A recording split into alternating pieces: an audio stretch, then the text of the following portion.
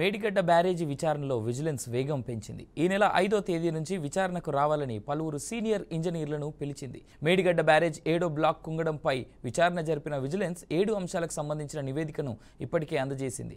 మిగిలిన అంశాలపైన విచారణ ముగించి తుది నివేదికను జస్టిస్ ఘోష్ కమిషన్కు ప్రభుత్వానికి కూడా అందజేయనుంది.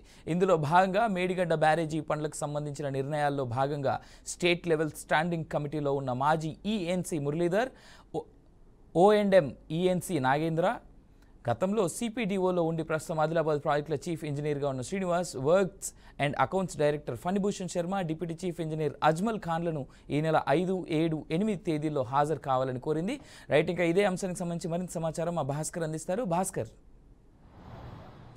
సీఎం రేవంత్ రెడ్డి కావచ్చు, సంబంధించిన ఇరిగేషన్ శాఖ మంత్రి ఉత్తమ్ కుమార్ రెడ్డి కావచ్చు, అనేక సార్లు మీటింగ్లు పెట్టారు, పవర్ ప్రజెంటేషన్ ఇచ్చారు, చాలా మంది సార్లు రివ్యూ కూడా చేసిన పరిస్థితి.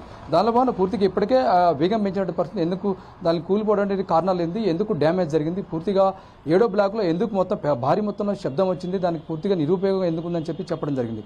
దానిలో భాగంగా రేపు జరుగుతున్న పూర్తి నివేదిక త్వరగా అందజేయాలని చెప్పి ఇప్పటికే జస్టిస్ పిసి జోష్ కమిషన్ సూచించింది. ఈ నేపథ్యంలోనే నీటిపారుదల శాఖలో కీలకమైనటువంటి రాష్ట్ర స్థాయి స్టాండింగ్ కమిటీ కావచ్చు, దానికి సంబంధించి సెంట్రల్ డిజైన్ ఆర్గనైజేషన్స్, సిడిపిఓ ఇంజనీర్లతో వివరించడం జరిగింది.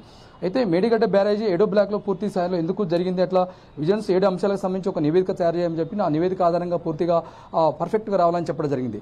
అప్పుడు పనిచేసినటువంటి ఈఎన్సీ మురళీధరరావు, దాని నుండి సంబంధిత అధికారులు ఎవరైతున్నారో మొత్తం ఇంజనీరింగ్ అధికారులు కావచ్చు, అకౌంట్స్ అధికారులు కావచ్చు, పిఓ అధికారులు కావచ్చు, పూర్తి స్థాయిలో మేడిగడ్డ ఇట్లా కావడానికి కారణమైనటువంటి అధికారులు మొత్తం ఉన్నారు. దాంట్లో అధికారులు మాత్రం అప్పుడు పనిచేసినటువంటి కలెక్టర్ల కాంచి, ఈఎన్సీ కాంచి, ప్రిన్సిపల్ సెక్రటరీ కాంచి పూర్తి బాధ్యత వహించాలని చెప్పడం జరిగింది. దానిలో భాగంగానే పూర్తిగా నివేదిక తయారు చేసిన పరిస్థితి.